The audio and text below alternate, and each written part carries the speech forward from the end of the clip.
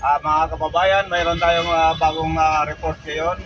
Oras sa alas 5:30 sa hapon. Itong ating tinatahan ngayon mga kababayan ay papuntang Norte. Nandito tayo ngayon sa Guadalupe. Palusong tayo dito sa may ilog ng Pasig. So ngayon makikita ng mga kababayan ang traffic, no? So dito lang naman to nag-i-start, galing ng Ayala. Hindi naman siya umabot dito sa may Buendia, nag-starting yung medyo bumabagal na yung traffic. So ito ngayon, makikita natin yung nabumulang sasakyan. Palusong tayo sa Pasig River ng Guadalupe. It's going to south, north. Going tayo sa north.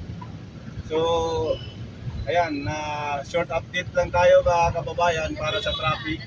Ang traffic na nakikita natin nasa hanggang Mega Mall yan. So pagkalampas mo Mega Mall, medyo luluang, babalik ulit yan doon sa unahan pagkalampas mo ng Corinthian Garden. Doon naman mag-start ulit yan ang babagal hanggang sa patraffic ng patraffic. Yan mga kababayan, short update lang at para makikita nyo sa ating video kung saan medyo bumabagal yung traffic. Bye bye mga kababayan.